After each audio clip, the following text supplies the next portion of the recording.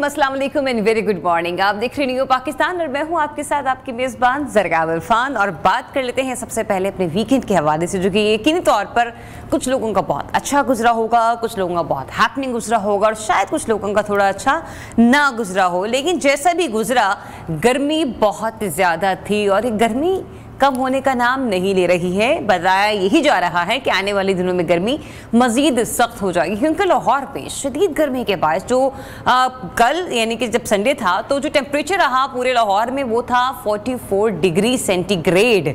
जबकि महकमा मौसमियात ये बता रहा है कि लाहौर समेत पंजाब के मुख्तलिफ अजला में शाम के वक्त गर्द आलूद हवाएं चलने के इम्कानात हैं। ताहम आइंदा 2 रोज तक मौसम खुश्क और गर्म ही रहेगा। कल जैकबाबाद और मौजूदौड़ों में 47, लाड़का नरसिबी में 46, डेरा गाजी खान फक्कर और रहीम खान में 45 डिग्री सेंटीग्रेड रिकॉर्ड किया गया। अब कराची की अगर बात की जाए तो कराची में दर्जा हरारत बढ़ने का इम्कान अभी भी मौजूद है। शहर कायद का ज़्यादा से ज़्यादा जो टेम्परेचर है वो बताया जा रहा है कि 40 से 42 डिग्री सेंटीग्रेड तक पहुंच सकता है, जिसके सबब कराची में अगला हफ्ता साल का गर्म तरीन हफ्ता रह सकता है। तो कराची वालों तैयारी पकड़ लो, क्योंकि दूसरी जानिब माहिरीन तिब वो शहरियों को बिला ज़रूरत घर से बाहर निकलने से गुरेज करने के साथ ठंडे पानी और हल्के कपड़े पहनने की हिदायत कर रहे हैं, जो कि बिल्कुल ठीक कर रहे हैं। तो हम भी आपको यही कहते रहते हैं कि कोशिश कीजिए कि पानी का ज़्यादा से ज़्यादा इस्तेमाल कीजिए, लॉन के कपड़ों का, ठंडे कपड़ों का इस्तेमाल कीजिए। और मैं तो हैरान होती हूँ ऐसे ऐसे डिज़ाइनर्स पर जिन्होंने फुल एम्ब्रॉयडरी से भरे हुए सूट्स जो हैं वो मार्केट में इंट्रोड्यूस करवाना शुरू कर दें कि चल चलाती गर्मी में ये कपड़े पहनने की बारी आखिर किसकी आती होगी। मैं तो खैर परहेज ही कर रही होती है। एनीवेज, टॉप स्टोरीज की तरफ बढ़ते हैं और फिर उसके आगे इंशाल्लाह प्रोग्राम को कंटिन्यू करते हैं। मौसमी शिद्दत में इजाफा, दर्जे हरारत 50 डिग्री को छू गया। अमीर कुवैत और अमीर कतर का जल्द दौरा पाकिस्तान का इम्कान। चीनी इंजीनियर्स पर हमला, वज़ीर दाखिला की अफगान हुकूमत को वार्निंग दे दी गई। जी तो स्टार्ट करते हैं पाकिस्तान वर्सेस इंग्लैंड के T20 मैच के हवाले से। दूसरी T20 में इंग्लैंड ने कप्तान यानी कि पाकिस्तान को 23 रन से शिकस्त दे दी थी और बर्मिंघम में खेले गए T20 सीरीज के दूसरे मैच में इंग्लैंड के 183 रन के जवाब में पाकिस्तान की टीम 19.2 ओवर्स में 160 रन पर ही आउट हो गई। तो मैच समरी कुछ इस तरह की है कि पाकिस्तान की जो ओपनर टीम को अच्छा आगाज फ्राहम करने में नाकाम रहे, जिनमें मोहम्मद रिजवान 0 पर जबकि साइम अयूब सिर्फ 2 रन पर ही पवेलियन वापस लौट गए थे। अब एनीवेज, शादाब खान पाकिस्तानी टीम पर हमेशा की तरह काफी अरसे से भारी पड़ते आ रहे हैं, तो इस बार भी उन्होंने अपना बिना कोई विकेट लिए 55 दिए और बैटिंग में वो फिर एक बार फिर से हमें नाकाम नजर आए। तो कप्तान बाबर आजम ने इस बात का खुद एतराफ भी किया कि शादाब खान का आज बुरा दिन था। लेकिन क्या ये सिर्फ शादाब का उस दिन का बुरा दिन था या फिर बुरा दिन बनाने की उन्होंने आदत पकड़ ली है, क्योंकि कप्तान साहब को ये याद नहीं है कि ये कोई पहला मैच नहीं है जिसमें शादाब खान का बुरा दिन हो। वैसे भी हमारे जो कैप्टन हैं वो यारी दोस्ती के हवाले से बड़े याद रखे जाते हैं। एनीवेज, दूसरी तरफ पाकिस्तानी टीम के पास इस वक्त नायब कप्तान नहीं होगा। पीसीबी ने बताया है कि वर्ल्ड कप के लिए नायब कप्तान मुकर्रर ना करने का फैसला किया गया है, जबकि पीसीबी ये भी कह रहा है कि जुम्मे को होने वाले इजलास में सिलेक्शन कमेटी ने नायब कप्तानी पर गौर किया था, लेकिन किसी खिलाड़ी को नायब कप्तान बनाने की पेशकश नहीं की गई थी। बट एनीवेज, अंदर से खबर तो ये मौसूल हो रही हैं कि शाहीन शाह अफरीदी को इस बारे में ऑफर की गई थी, लेकिन उन्होंने इस ऑफर को एक्सेप्ट करने से इनकार कर दिया था। तो साबिक कप्तान शाहिद अफरीदी ने पाकिस्तानी बैटर्स के स्ट्राइक रेट पर तशवीश का इजहार भी किया है। एनीवेज, इस तमाम तर मामले पर बात करते हैं, हमें ज्वाइन करें स्पोर्ट्स एनालिस्ट सैयद मोहम्मद अवैस। अवैस, बताएगा वर्ल्ड कप सर पर आ चुका है और हमारी टीम की जो इंग्लैंड वर्सेस पाकिस्तान परफॉर्मेंस है वो कोई इतनी बेहतर नहीं है। एक्सेप्टेंसी तो है कि हाँ फलाने का दिन अच्छा नहीं रहा, ये टीम बेहतर परफॉर्म नहीं कर पा रही, लेकिन अब होगा कैसे कि हमने आगे पूरा वर्ल्ड कप खेलना है अभी। जी अस्सलाम वालेकुम। ये तो आपको पता है कि ये जो चीज़ है पाकिस्तान की अगर बात करूं तो ये हमेशा से ही, चाहे जब बड़े टूर्नामेंट्स आते हैं तो पाकिस्तान एक वाहिद टीम है जो कि आखिरी टाइम तक आपको कश्मकश में रखती है कि पता नहीं कौन सा स्क्वाड होगा कौन सा नहीं होगा। आज मेरी बड़ी गट फीलिंग थी कि शायद वर्ल्ड कप से पहले ये स्क्वाड चेंज होगा, क्योंकि अभी भी आप देखें तो आपका जो बैटिंग ऑर्डर है वो आपको सेटल नज़र नहीं आता। आपने देखा होगा साइम अयूब को जितने चांसेस दिए जा रहे हैं उनके ऊपर बहुत ज़्यादा ट्रस्ट किया जाता है पाकिस्तान टीम से, लेकिन एज सच को उनकी परफॉर्मेंसेस आपको नज़र नहीं आती। आजम खान की मिडल ऑर्डर के अंदर बात करें, आपने उस बिना पे उनको उठाया हुआ है कि जी कैरेबियन के अंदर उनका परफॉर्मेंसेस बहुत अच्छी हैं, तो वो एक अच्छा आउटकम दे सकते हैं पाकिस्तान टीम को। लेकिन जो उनकी कंसिस्टेंसी रही है, परफॉर्मेंस उनकी कोई एज सच अच्छी नहीं रही। मैं इस हक में था कि आप एक इतना उनको चांस देते कि आपके पास पूरा एक पलंदा या केस स्टडी पड़ी होती कि भाई ये सामने है, परफॉर्मेंस उनकी अच्छी नहीं थी इसलिए उनको टीम से ड्रॉप किया जाता है। यहाँ पर जो अच्छे स्ट्राइक रेट वाले बैट्समैन थे आपने उनको कैरी नहीं किया। मैं हारिस की बात कर रहा हूँ। अच्छा। उसके बाद जो एक प्रॉपर जेन्युइन ऑलराउंडर जो आपको टीम में चाहिए था, आमिर जमाल जैसा फास्ट बॉलिंग ऑलराउंडर की बात करूँ, आपने उसको टीम से ड्रॉप किया। टॉप जो आपका परफॉर्मर था पाकिस्तान सुपर लीग के अंदर जो स्पिनर था उसामा मीर, आपने उसको टीम से ड्रॉप किया। तो मुझे खुद समझ में नहीं आ रही कि आखिर चल क्या रहा था टीम के अंदर। आप वर्ल्ड कप की बात करें, ठीक है आप इस वक्त इंग्लैंड सीरीज खेल रहे हैं, आप वाहिद टीम है जो सबसे ज्यादा वर्ल्ड कप से पहले मैचेस आपने खेलने, आपने आयरलैंड के खिलाफ भी खेला, न्यूजीलैंड के खिलाफ भी खेला, आप इंग्लैंड में भी इस वक्त मौजूद है।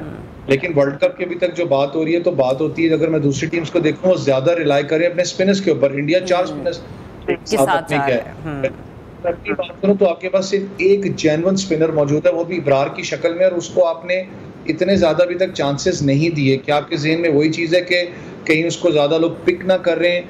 एनालिस्ट मौजूद होते हैं तो पिक करना कोई इतनी बड़ी मुश्किल चीज़ नहीं, 1-2 मैचेस के अंदर आप पिक हो जाते हैं। लेकिन आप अगर चांसेस नहीं रेगुलर बेसिस पे लड़के को दोगे तो आप उस जगह डालोगे उस लड़के को जहां पर इतनी मुश्किल उसके लिए होती है प्रेशर सिचुएशन के अंदर कि बेचारे की परफॉर्मेंस जो सी लिटरली वो कहीं ना कहीं इशू उसकी परफॉर्मेंस में आ जाता है आपको।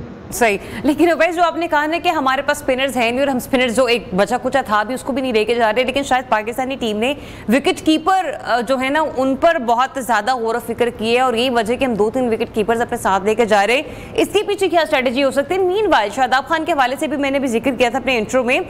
शादाब खान पिछले कुछ सीरीज में भी अच्छा परफॉर्म नहीं कर पा रहे, इंग्लैंड के खिलाफ भी जिस तरीके से वो परफॉर्म कर रहे हैं उस बात की तरफ कप्तान खुद कर रहे हैं, लेकिन क्या गलती मान लेने से गलती दुरुस्त हो जाती है फिर, या फिर आपने अपनी परफॉर्मेंस को ऐसा करना होता है कि आप अपने मुखालिफिन के मुंह बंद कर दें?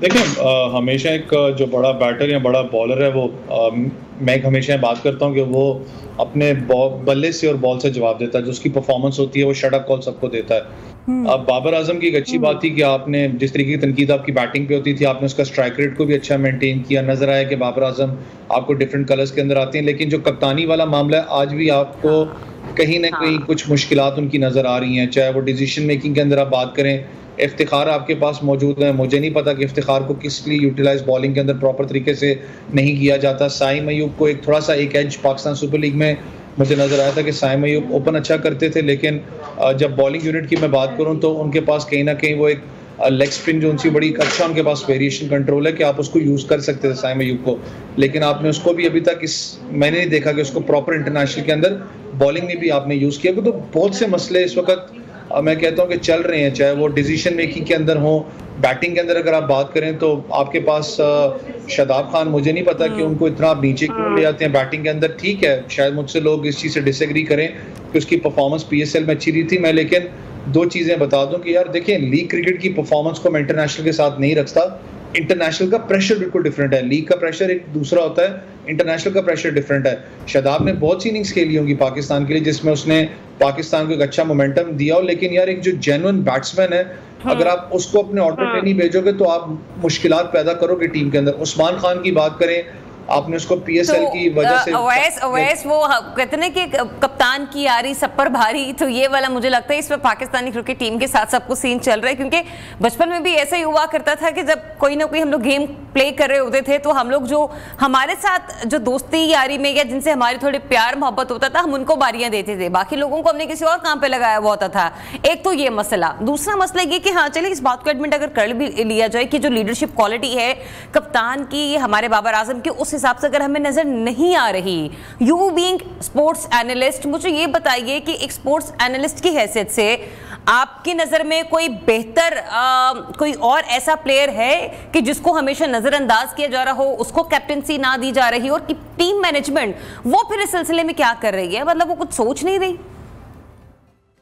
जरिया अगर मैं चले ओवरऑल सिनेरियो की अगर बात करूं तो बहुत से लोग शायद आप भी इस चीज से एग्री करेंगी कि मैं लिटरली उस हक में भी नहीं था कि जिस तरीके से बाबर आजम को पहले उतारा गया था जी, और शाहीन अफरीदी को लाया गया। हाँ, आपने शाहीन शाह अफरीदी को आपने उतारा, आपने बहुत इंस्टेबिलिटी पाकिस्तान टीम में डाली है और ये आपको नजर आ रही है, चाहे वो जितने इजलास हो रहे हैं क्रिकेट बोर्ड की आप बात करें, चाहे आप बात करें पाकिस्तान वाइस कप्तान को ना अनाउंस करना, दैट मींस कि भाई इस वक्त कोई भी वो पोजीशन लेने के लिए तैयार ही नहीं है। मेरे पास जो खबर आई वो ये थी, मैंने कुछ साइट्स पर पढ़ी भी कि शाहीन शाह अफरीदी को वाइस कैप्टनसी ऑफर की गई थी बट उन्होंने रिजेक्ट कर दी। Is that so? देखिए, जो मुझे भी अभी तक जो इन्फॉर्मेशन, ऑब्वियसली ऑथेंटिक तो मैं नहीं कह सकता, लेकिन जो आपके अपने हैं, मेरे अपने जराए उनके मुताबिक यही था कि उनको दी गई थी कप्तानी, वाइस कैप्टनसी। उन्होंने कहा जी थैंक यू सो मच, मैं लेना नहीं चाहता। मैंने कहा ना, जो इंस्टेबिलिटी आपने इतनी पाकिस्तान टीम में इस वक्त डाल दी है कि आपको समझ में नहीं आ रहा करें क्या। आप देखें ना कि अभी तक आपने वाइस कप्तान को अनाउंस नहीं किया। जब काकुल के अंदर आपका कैंप लगा हुआ था, काकुल के अंदर भी बार बार चक्कर लगाए जा रहे थे कि कुछ मामला थे कि शायद रिलैक्स करने के लिए कि यार रिलैक्स हो जाए, पाकिस्तान पहले। मैं खुद भी कहता हूँ पाकिस्तान पहले, तो बाद में कप्तान है, बाद में टीम है। लेकिन आपने जो माहौल पैदा किया उसमें डिस्टर्बेंस बहुत पैदा की, क्योंकि एक इंसान है ना, उसके दिमाग में ये बात तो बैठती है कि यार कहीं फॉर एग्जाम्पल कहीं शाहीन ने मेरे खिलाफ साजिश तो नहीं की थी, फिर शाहीन के दिमाग में बैठ बाबर ने तो नहीं मेरे खिलाफ साजिश की।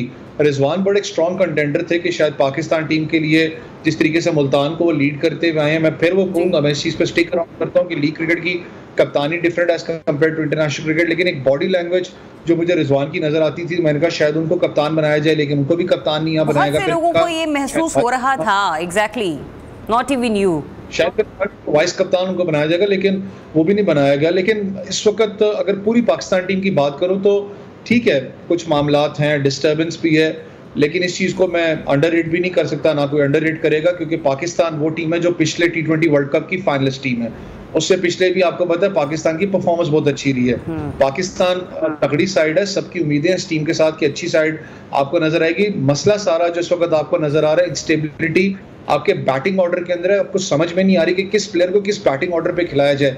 उस्मान खान की जो मैं बात कर रहा था, आपने PSL के टेन्योर पे तो उसको खिला दिया पाकिस्तान, लेकिन जहां पर उसको आपने न्यूजीलैंड के खिलाफ वो फ्लॉप हुआ था, आपने उसको कॉन्फिडेंस देना था, तो दैट मींस कि आप उसको आयरलैंड की सीरीज में डालते जहां पर वो कॉन्फिडेंस वापस ले सकता था। आयरलैंड अच्छी साइड थी, लेकिन आप उसको उस सिचुएशन में आप कैरी कर रहे हो कि आजम खान परफॉर्म नहीं करेगा, सारा का सारा चलिए अब इंग्लैंड के लिए टीम तो इस वक्त मैदान में है। वैसे लास्टली एक बड़ा क्विक सा कमेंट मुझे आपका चाहिए, ये जो लास्ट मैच है हमारा इंग्लैंड के साथ, आपको लगता है कि पाकिस्तान की टीम इसको विन करने की कैपेसिटी रखती है, या ये वाकई एक अच्छा रिजल्ट, एक अच्छा सरप्राइज देंगे पाकिस्तान को, क्योंकि बड़ा जरूरी हो चुका है अगर तो उन्होंने वर्ल्ड कप में जाना है तो टीम का मोराल हाई होना। देखिए, पाकिस्तान की अगर ओवरऑल परफॉर्मेंस की बात करूं, मैंने कहा ना पाकिस्तान वर्ल्ड बीटर तो है T20 के अंदर, नो साइड है इसका। पाकिस्तान ने चेस करते हुए बड़ी अच्छी परफॉर्मेंसेस T20 के अंदर दिखाई है, लेकिन रिकॉर्ड जो हालिया उसके अंदर पाकिस्तान की परफॉर्मेंस बड़ी बुरी रही है T20 के अंदर। इंग्लैंड की बात करूं, इंग्लैंड इंग्लिश कंडीशंस में बहुत तगड़ी साइड है, लेकिन पाकिस्तान हमेशा इंग्लैंड जो है पाकिस्तान के लिए बड़ा एक अच्छा हंटिंग ग्राउंड रहा है। बहुत सी अच्छी यादें भी आपकी वाबस्ता हैं, चाहे वो T20 अपना इसकी बात करें, चैंपियंस ट्रॉफी की आप बात करें, बहुत से मैचेस हैं जो कि पाकिस्तान ने जो हारे हुए मैचेस यहाँ पर जीते हैं, तो एक क्राउड सपोर्ट भी बहुत तगड़ी मिलती है। लेकिन इंग्लैंड की जिस तरीके की टीम है, पाकिस्तान को मेहनत करनी पड़ेगी। आपके बैट्समैन को एग्रेसिव अच्छा नजर आया, इंटेंट था। बाबर की बात करूं, फखर की बात करूं, लेकिन एज ए टीम यूनिट जो ओपनिंग डिपार्टमेंट है उसके बारे में आपको सोचना पड़ेगा। असल मसला आपको ओपनिंग का है, वो सारा प्रेशर नीचे आता है जो कि पाकिस्तान को रिजॉल्व करना पड़ना है। ठीक, बहुत शुक्रिया आपको सैयद मोहम्मद अवैस अपना तज्जिया देने के लिए। एक छोटी सी ब्रेक लेने का कहा जा रहा है, ब्रेक के बाद दोबारा सबको ज्वाइन करते हैं। Stay tuned, new Pakistan.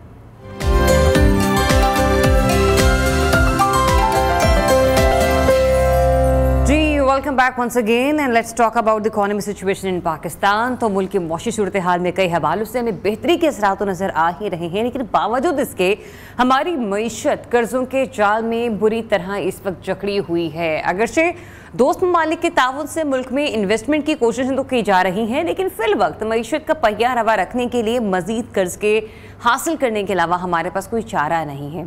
मईशत की बेहतरी में किफ़ायतशुमारी बहुत अहम है और इसलिए वफाकी हुकूमत कुछ खास करने जा रही है। कुछ खास क्या है ज़रा वो भी आपके साथ शेयर कर लेते हैं। इस सिलसिले में मरकज़ में 70,000 आसामियाँ ख़त्म करके तकरीबन 80 वफाकी महकमों को मर्ज कर दिया जाएगा, मतलब इनके आपस में उनको एक दूसरे के साथ इंटैक्ट रखा जाएगा। दूसरा ये कि या उनकी तश्कील न होगी या फिर पाबंदी आयद कर दी जाएगी ताकि जो रकम है उसे बचाया जा सके। कहा यह भी जा रहा है कि वज़ीर-ए-आज़म शहबाज शरीफ ने एक आला सतह की कमेटी बनाई है जो कि किफ़ायतशुमारी के इक़दामात पर सिफारिशात देगी। और इसके साथ फिर अच्छी खबर ये भी है कि मुल्क में हफ्तावार बुनियादों पर महंगाई की शरह में कमी का सिलसिला इस वक्त भी जारी है और एक हफ्ते के दौरान महंगाई की शरह में 34% कमी रिकॉर्ड की गई है, जिसके बाद हफ्तावार बुनियादों पर महंगाई की सालाना शरह 21.31% पर आ गई है। आदादोशुमार ये भी बता रही हैं कि एक हफ्ते के दौरान 18 अशिया सस्ती हुई हैं, 12 महंगी हुई हैं, जबकि 21 ऐसी चीज़ें हैं कि जिनकी प्राइस में थोड़ा सा एक बैलेंस मेंटेन हुआ है, थोड़ी स्टेबिलिटी देखने को मिल रही है। पाकिस्तान को जारी माली साल के पहले 10 माह में मजमूई तौर पर $7 अरब से ज़ायद गैर मुल्की मुआवनत ग्रांट्स और कर्जों की शक्ल में मौसूल हुए, जबकि दूसरी तरफ ये खबर सामने आई कि खैबर पख्तूनख्वा की हुकूमत ने IMF से भारी कर्जे लेने का फैसला किया है। इसके अलावा आपको ये भी बता दें कि वफाकी हुकूमत ने फैसला ये भी किया है कि अब खाद के कारखानों के बजाय किसान को सब्सिडी दी जाए ताकि किसान को बराह रास्त फायदा हो सके। शदीद गर्मी की वजह से बिजली की खपत में भी इजाफा हो रहा है और अब बिजली का जो शॉर्टफॉल है वो 6000 मेगावाट तक जा पहुंचा है। इसी बारे में बात करते हैं। माहिर मईशत एहसन मलिक साहब हमें ज्वाइन कर रहे हैं। एहसन मलिक साहब, बहुत शुक्रिया आपके वक्त के लिए। सर, सबसे पहले तो जो ये ज़रा किफ़ायत शुमारी पॉलिसी है इसको डिस्कस कर लेते हैं, जिसमें ग्रेड 1 से लेकर ग्रेड 16 की 17,000 जो असामियाँ हैं, यानी कि नौकरियाँ जो हैं, इन्हें सिरे से ही ख़त्म किया जा रहा है और 80 के करीब महकमे हैं कि जिनका मर्जर किया जा रहा है। तो अभी तश्कीलन कहिए या खात्मा कहिए, ये किस तरीके से मैनेज होगा? आपको लगता है कि ये सब किफ़ायत शुमारी कमेटी के जो सिफारिशात हैं इससे कुछ अफाका हो सकेगा? बिस्मिल्लाहिर्रहमानिर्रहीम। ज़रियाब, बात ये है कि अगर ये कफ़ायत यारी का मुहिम जो है अगर IMF के मिशन से पहले होती तो क्या ही बात थी कि शायद गवर्नमेंट को खुद एहसास हुआ कि हम चीज़ों को ठीक करने की तरफ जा रहे हैं। बट अनफॉर्चुनेटली ये IMF की विश लिस्ट में है कि हुकूमत अपने एक्सपेंडिचर्स को कम करे, अपने स्ट्रक्चर में चेंजेस करे। तो ये जो विश लिस्ट है वो देकर गए हैं। अब अल्लाह करे कि ये लोग इन महकमों को जिनकी ज़रूरत नहीं है उनको ख़त्म करें ताकि अवाम पे उनका बोझ पड़ना बंद हो।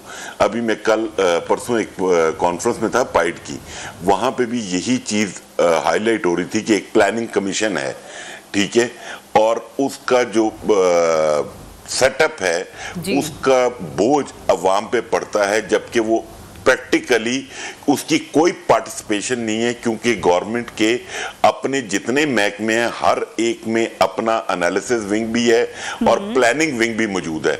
तो फिर इस सारे के होते हुए हमें प्लानिंग कमीशन की क्या जरूरत है, जबकि उसकी आज तक कोई इतनी इनपुट भी नहीं आई है। कहने का मकसद ये था ज़रियाब कि बेसिकली अभी आपको जो भी इकदामात नजर आएंगे वो IMF की विश लिस्ट में हैं। वो 13 तारीख को आए, 24 को चले गए, उन्होंने चीज डिस्कस किया, ऑब्जर्वेशंस दी।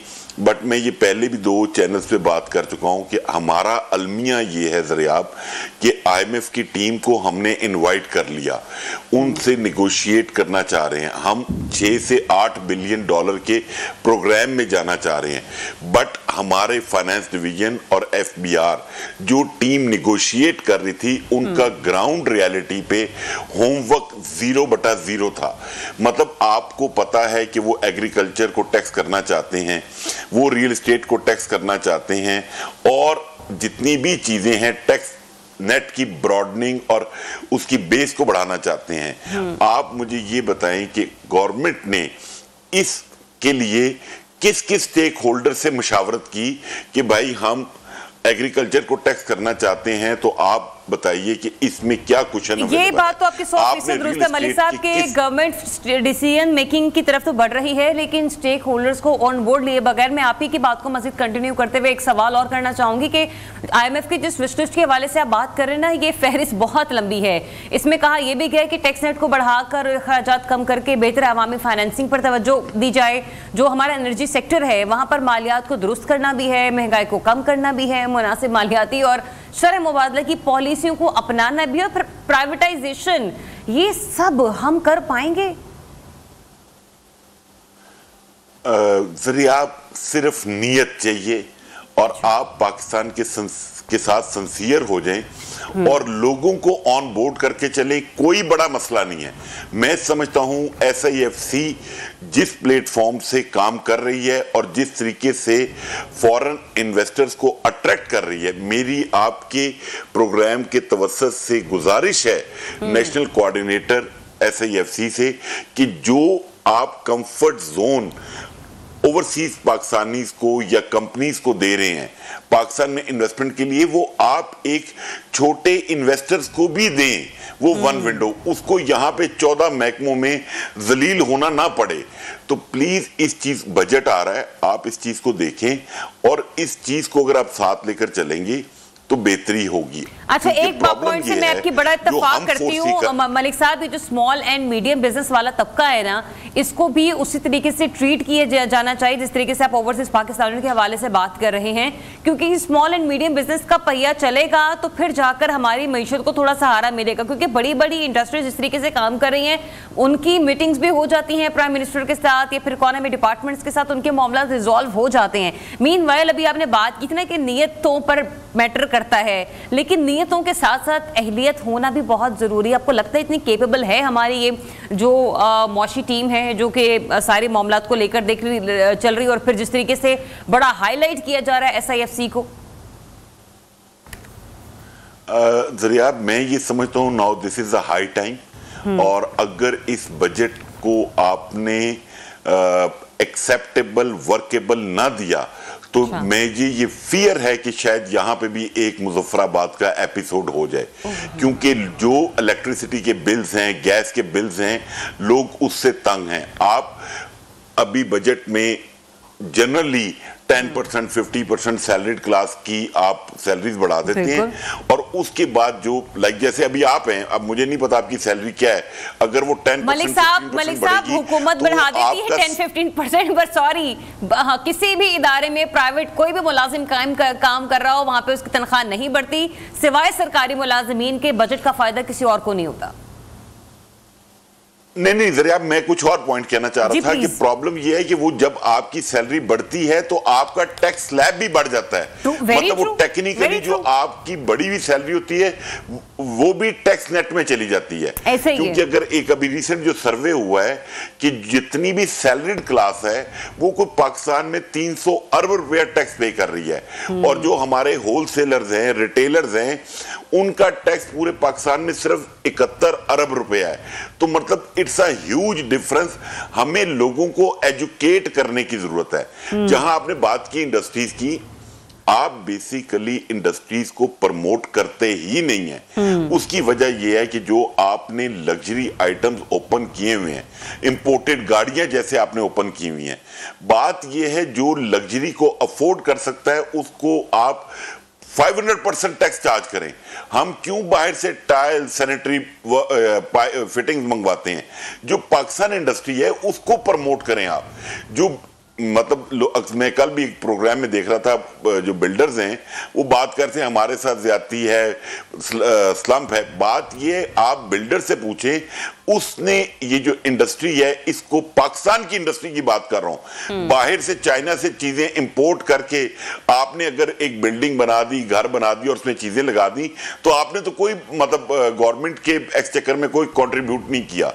आप जब तक लोकल इंडस्ट्री को प्रमोट नहीं करेंगे, चीजें बेहतरी की तरफ नहीं जाएंगी। अच्छा, ये तो एक आम आदमी भी बात कर रहा होता मलिक साहब कि जो लोकल इंडस्ट्री है ना उसका प्रमोट होना बहुत ज्यादा जरूरी है, लेकिन मेरे कुछ सवाल यहाँ पे मैं ऑन स्क्रीन में के कहना चाहूंगी कि ये जितने भी हमारी लोकल इंडस्ट्री के लोग हैं, इन्होंने इनकी प्राइसेस भी अपने प्रोडक्ट की इतनी हाई करके रखी होती हैं कि वो आपको इक्वल टू इंपोर्टेड आइटम्स पड़ रही होती हैं।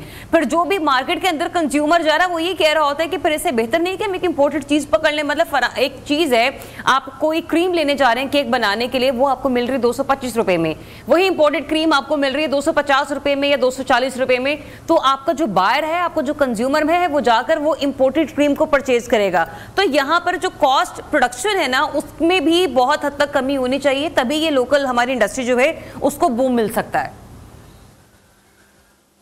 तो मैं यही पॉइंट तो जरिया मैं आपको बताना चाह रहा हूं कि आप लोकल इंडस्ट्री को प्रमोट करें, उसको फैसिलिटेट करें, उसको इलेक्ट्रिसिटी जो है उसका चार्जेस डिफरेंट होने चाहिए जो इंडस्ट्री वाला है, उसके गैस का टैरिफ चेंज होना चाहिए ताकि लोकल इंडस्ट्री प्रमोट हो। अब जैसे आपने ये जो क्रीम की बात की, अगर वो इंपोर्टेड क्रीम 250 की है, मैं कहता हूं वो 500 रुपए की होनी चाहिए। अगर कोई अफोर्ड कर सकता है तो वो ले, नहीं कर सकता तो वो पाकिस्तानी क्रीम यूज करे। बात हमें बेसिकली अभी एक डायरेक्शन को सेट करना है, और जो भी पॉलिसीज आपने लेकर आनी है, खुदारा पॉलिसीज तो हमारी हुकूमतें बहुत लेकर आती है मलिक साहब, लेकिन डिपेंड करता है कि इम्प्लीमेंटेशन उन पॉलिसीज की कितनी जरूरी हो जाती है, क्योंकि हुकूमत का काम है रिट कायम करना, बजाय इसके कि वो लोगों से एक्सपेक्ट करें कि वो ये कर लें, वो कर लें, क्योंकि एजुकेट करते करते तो 70 साल गुजर चुके। एक छोटी सी ब्रेक लेते हैं, ब्रेक के बाद वापस आते हैं। Stay tuned, new Pakistan.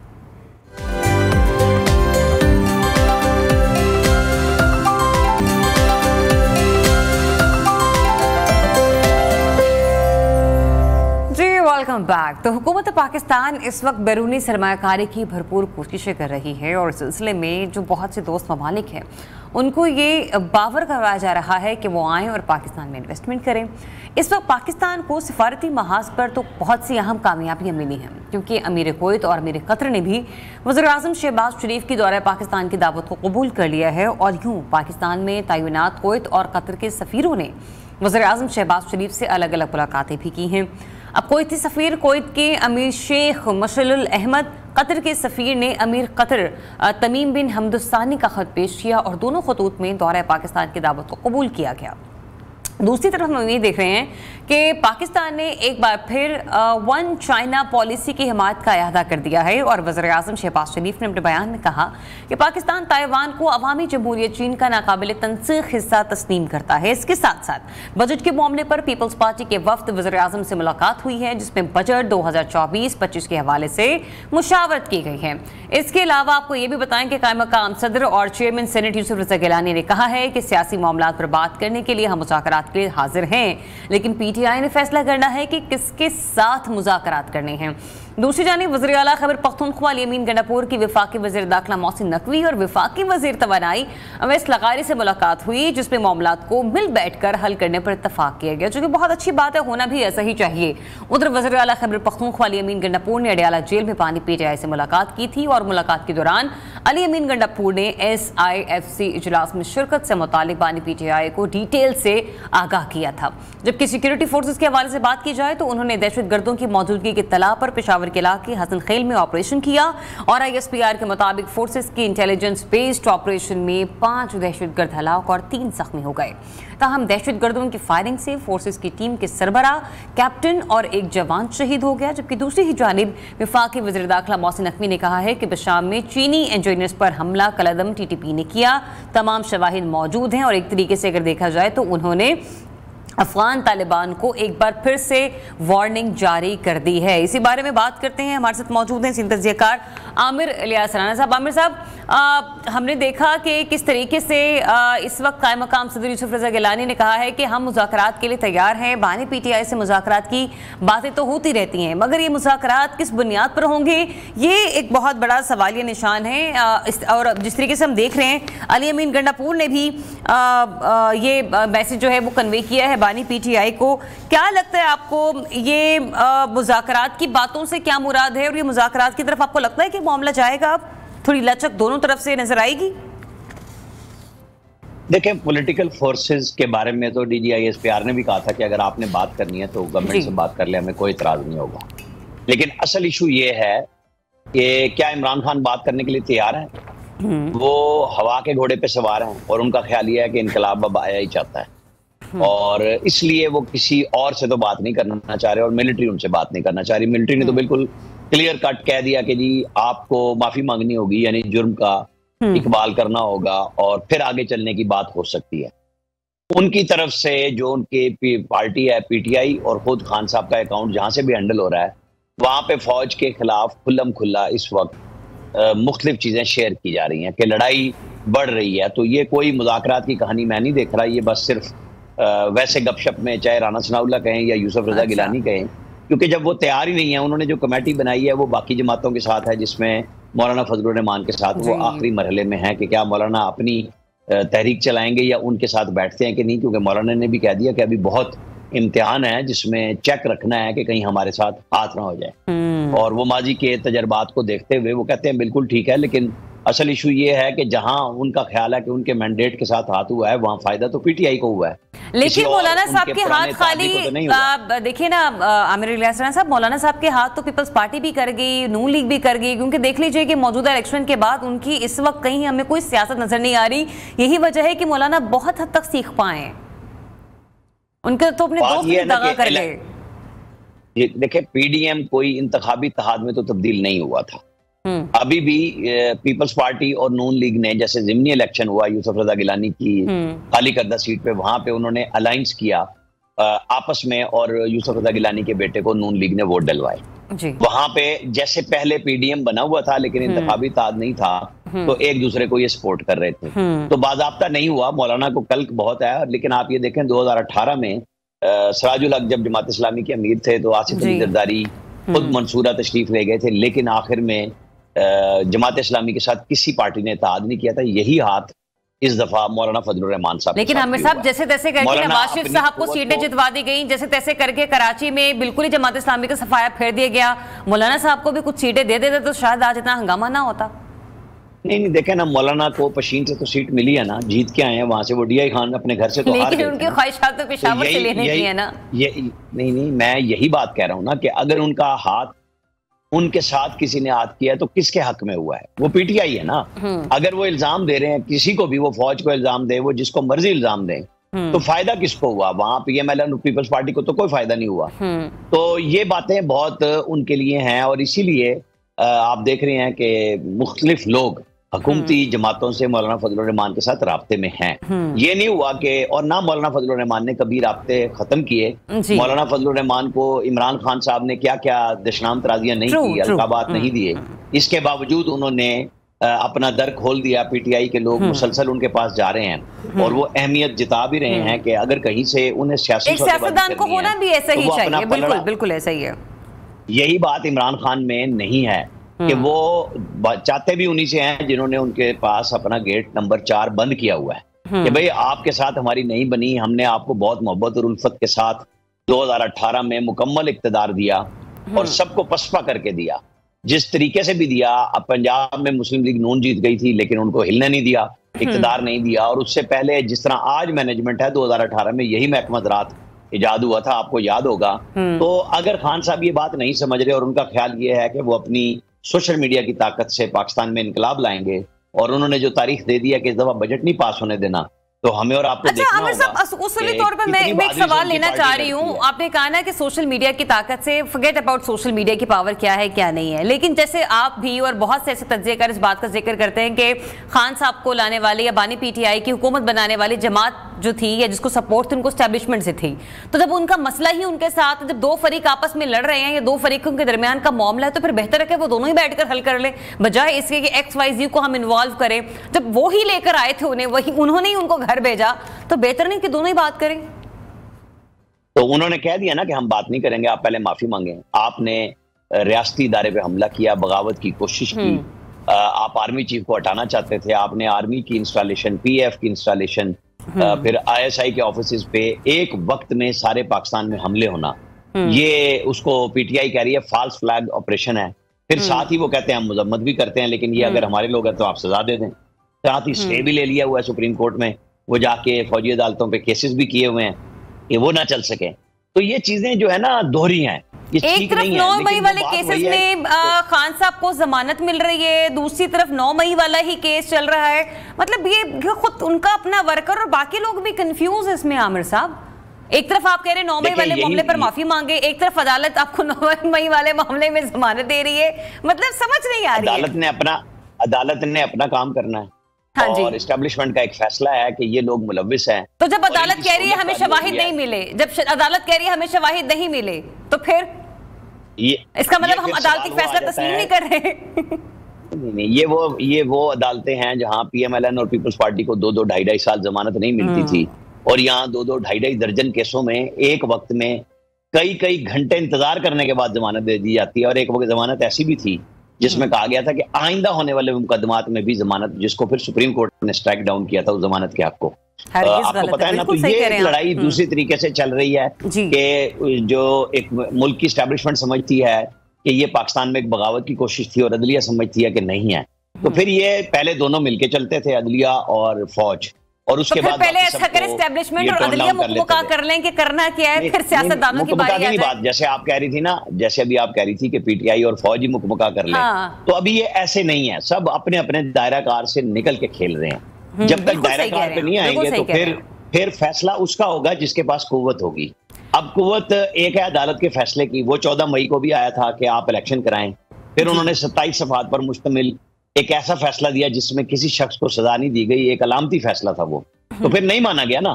तो ये चीजें अभी देखने की हैं, ये किसी ना किसी साइड में तो लगेंगी ना, आखिर ये लड़ाई जारी है और किसी एक को फाते होना है, क्योंकि यहाँ पे अकल के और होश के नाखून तो किसी के पास है ही नहीं कि भाई कोई बैठ के कोई बात करा सके, क्योंकि अगर होना मुतासिबपना ना हो फिर तो शायद बहुत रास्ते बन सकते हैं। अल्टीमेटली आमिर साहब, अगर आप अग्री करें मेरी बात से, तो इन दी एंड होने डायलॉग ही हैं, क्योंकि जंगों के बाद भी मुज़ाकरात ही होते हैं। यहाँ तो जंग हो चुकी जो होनी थी, अब मुज़ाकरात ही हो सकते हैं, वो कब होने, ये एक बहुत बड़ा सवाल निशान है। और मुझे ये बताइएगा, आपकी अकल, आपकी दानिश, आपका तजुर्बा क्या कहता है कि सर कितने टाइम पीरियड के अंदर अगर सियासी जमातें या बिलखुसूस पाकिस्तान तहरीक इंसाफ या एस्टेब्लिशमेंट या बाकी सियासी जमातें मुज़ाकराती दौर में दाखिल हो जाएं तो ये मुल्क को कौम के लिए भी बड़ा बेहतर हो जाएगा? मेरा ख्याल ये है कि ये जो जून की उन्होंने धमकी लगाई है ना कि बजट पास नहीं होने देना और तहरीक चलानी है, तो इसका दमखम हमें देख लेना चाहिए। अगर तो खान साहब कामयाब हो जाते हैं तो फिर इनकलाब आ गया ना कि बजट पास नहीं होने देगा तो हुकूमत चली जाएगी। और अगर बजट भी पास हो गया और पीटीआई के दमखम सामने ना आए तो फिर आपको पार्लियामेंट में गुफ्तगू होती हुई नजर आएगी, जैसे पहले भी हुई थी।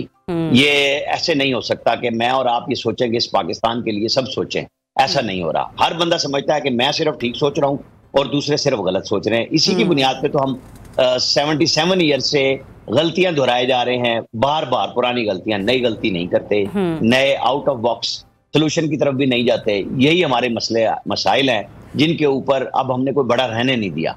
हमने सबको आमिर साहब, एक और अहम पॉइंट है जिसपे मैंने आपसे आपकी राय लेनी है। हमने देखा है कि जब भी पीएमएलएन की गवर्नमेंट आती है तो अरब ममालिक के साथ पीएमएलएन के बड़े अच्छे रवाबित रहे हैं माजी में, जब जब उन्होंने हुकूमत बनाई है। इस बार भी जो कतर के अमीर हैं वो पाकिस्तान आ रहे हैं, सऊदी अरब ने भी पाकिस्तान में सरमाया करने के हवाले से जो है वो कुछ मामलात पर गौर करना शुरू कर दिया है। और फिर एक स्टेटमेंट जो कि काबिले तारीफ है यकीनी तौर पर शहबाज शरीफ साहब की, उन्होंने कहा कि अब हमने कशकोल तोड़ दिया है, कशकोल से हमारा गुजारा नहीं हो सकता, हमें अब मुल्क के अंदर सरमायाकारी लेकर आनी होगी। तो कितना साजगार माहौल आप देख रहे हैं इस मुल्क में इन्वेस्टमेंट पॉइंट ऑफ व्यू से कि इन्वेस्टमेंट अगर हो तो किस हद तक फायदा हो सकता है हमारी इकोनॉमी को, और उसके जो बेनिफिट्स हैं वो हमें कितने टाइम तक, किस टेन्योर तक आके मिलना शुरू होंगे? आप ये देखें कि जब नवाज शरीफ 2013 में वजीर आजम बने तो शाह अब्दुल्ला ने $1.5 अरब पाकिस्तान के खजाने को दिया, नवाज शरीफ को नहीं दिया, लेकिन नवाज शरीफ की वजह से दिया। तो हम तो उन ममालिक के भी नाशुक्रे हो जाते हैं।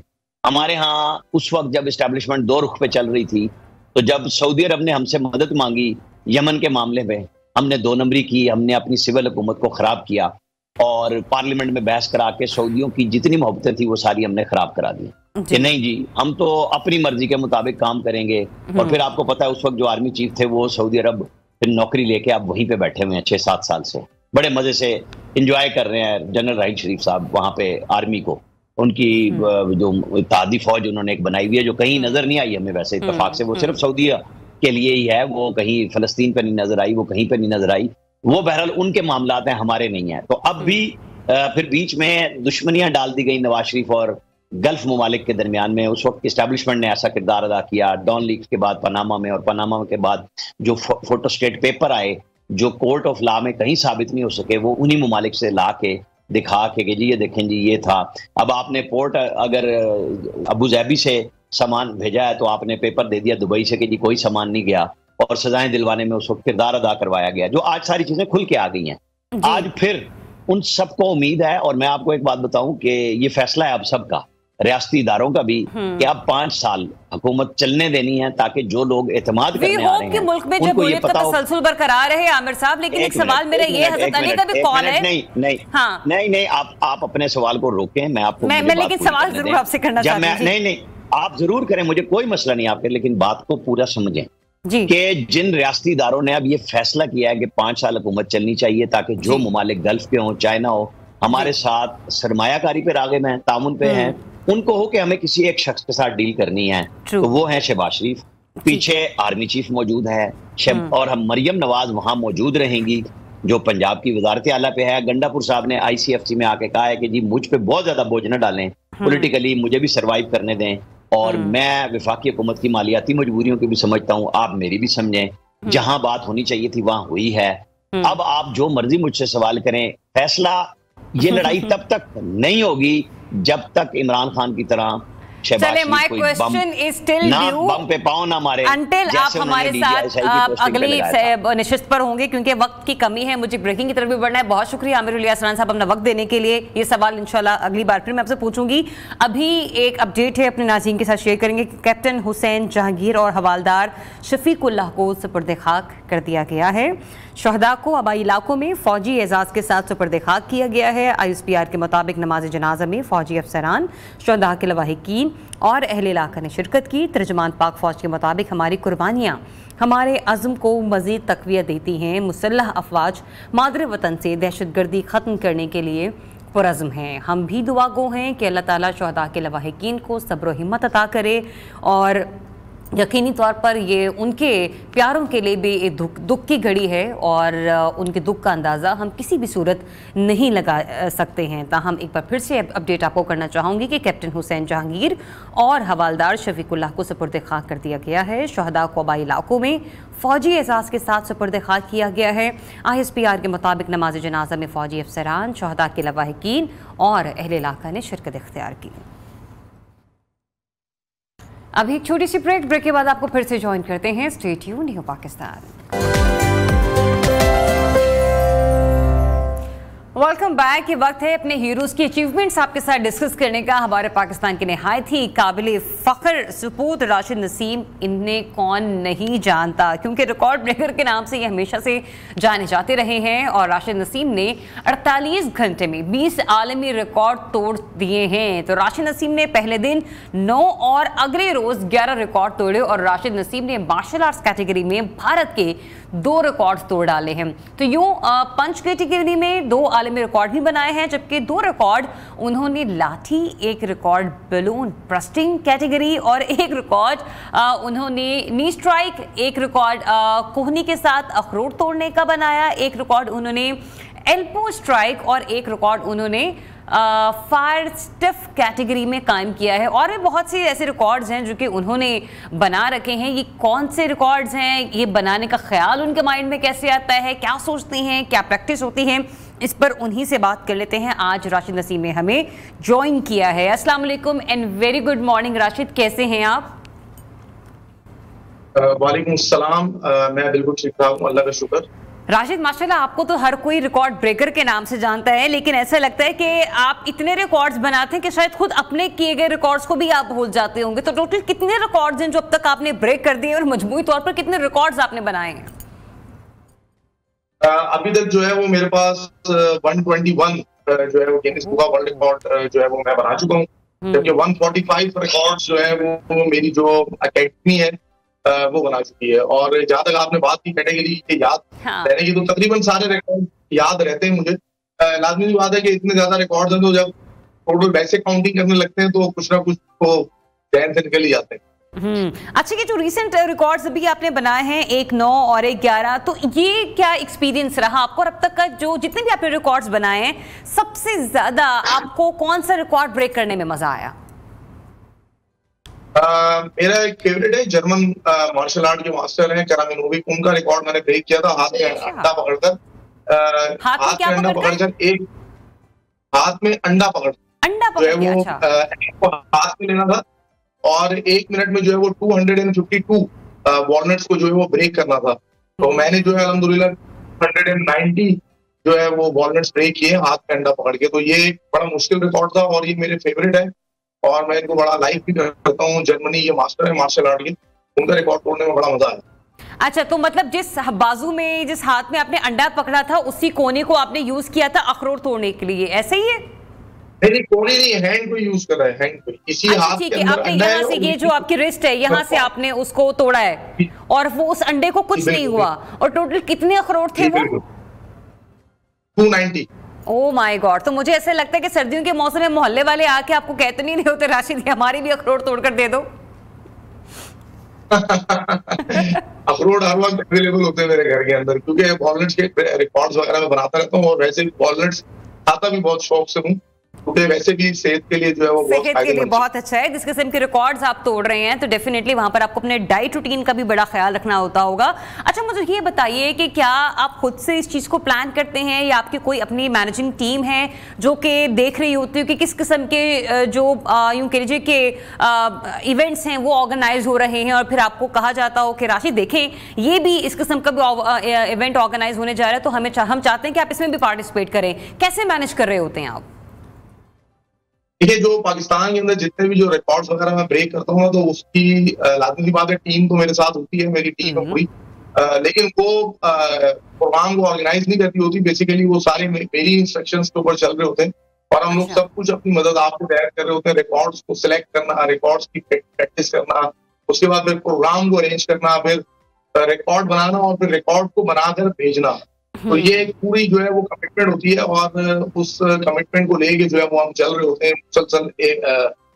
लेकिन जब मैं पाकिस्तान से बाहर जाता हूँ इंटरनेशनल लेवल के ऊपर, तो जैसे कि मैंने इटली, जर्मनी, कोरिया और डिफरेंट कंट्रीज के अंदर जाके पाकिस्तान का रिकॉर्ड के लिए रिकॉर्ड्स बनाए, तो वहां पर जो प्रोग्राम को मैनेज कर रहे होते हैं, वो लाजमी सी बात है कि सारी फॉरेन टीम होती है, वो खुद ही देखती है तमाम मामला को। अच्छा, ये आपका जो रिकॉर्ड है ना जो आपने जर्मनी में ब्रेक किया था, और ये आपने अंडा पकड़ के जो हाथों से वो तोड़े थे अखरोट, ये अभी हमारे व्यूअर्स देख भी रहे हैं, उसी से रिलेटेड मैंने क्वेश्चन भी आपसे करना है। लेकिन मीनवाइल मैं अपना भी एक्सपीरियंस अपने दोस्तों को बता दूं कि मैंने एक दफा बेकरी से अंडे लिए और पूरा रास्ता मैंने बचा के उन्हें घर पे ले गई, लेकिन जैसे मैंने घर की बेल बजाई और गेट खोला तो अंडे दरवाजे के साथ लग गए थे, वो अंडे मेरे सारे टूट गए थे। तो जबरदस्त, मतलब यानी कि बहुत अच्छा काम है ये। अच्छा, मुझे ये बताइए, आपने कहा ना कि आप अपनी मदद आपके तहत ही उन रिकॉर्ड्स ब्रेकिंग के लिए प्रैक्टिस कर रहे होते, तो जब ये अखरोट तोड़ने का आपको पता था कि ये एक कंपटीशन है जिसमें आपने पार्टिसिपेट करना है, तो कितने अखरोटों पे प्रैक्टिस की थी आपने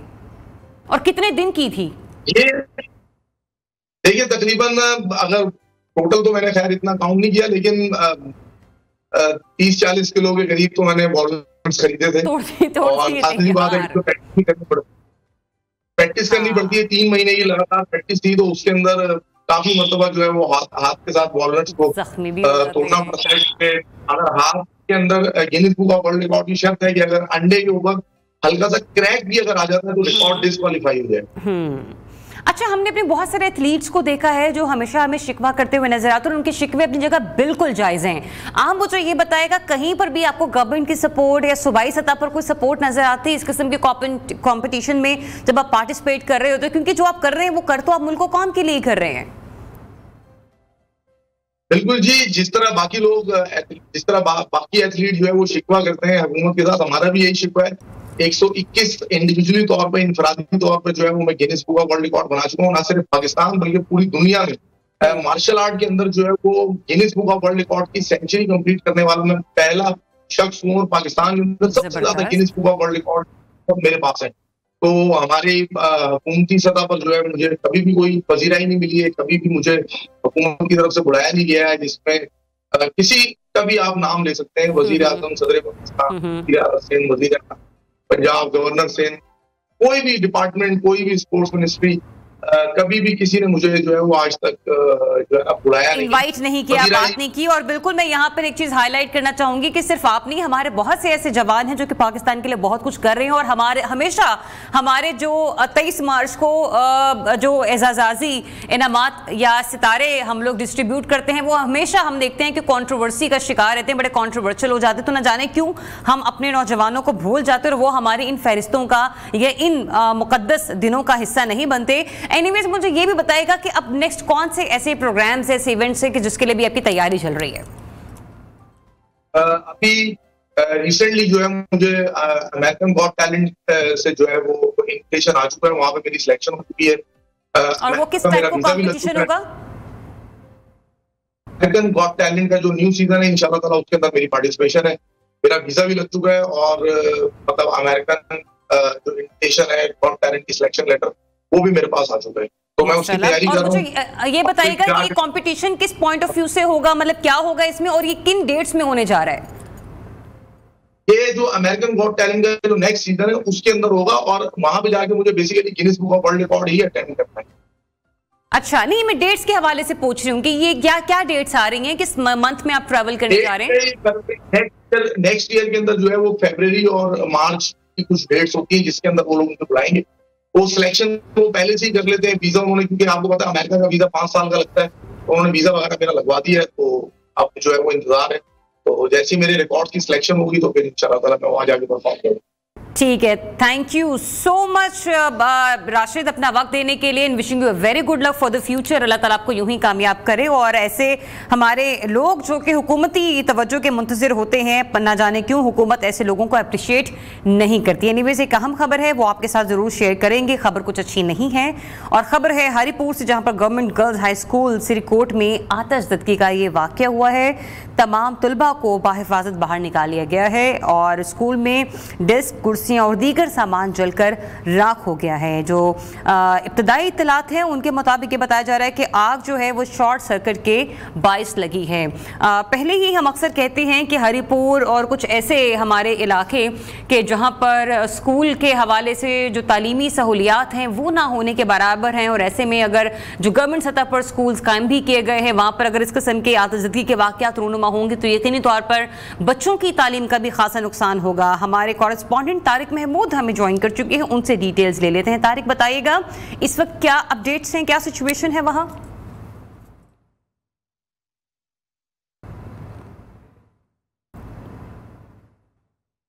तारिक प्लीज कंटिन्यू।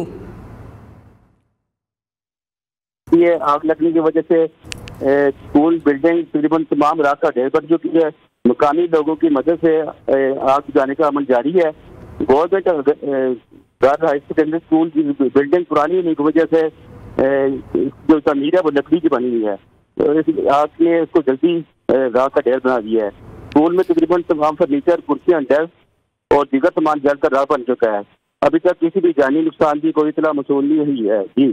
जी, बहुत शुक्रिया आपका तारिक, आप हमें अपडेट कर रहे थे। हरिपुर का ये एक गवर्नमेंट स्कूल है जहां पर आतिशज़दगी का ये वाक़या रूनुमा हुआ है। ये शुक्र अल्हम्दुलिल्लाह कि वहां पर किसी किस्म का कोई जानी नुकसान नहीं हुआ है। एनीवेज एक इंटरेस्टिंग स्टोरी है वो आपके साथ शेयर करते हैं। इंडिया से ये स्टोरी है जहां पर हम यूँ कह लीजिए कि एक ऐसा वाक़या हुआ कि जिसको देखने के बाद, सुनने के बाद कोई भी ईजिली कह सकता है कि हाँ भाई ज़रूरत ईजाद की माँ है।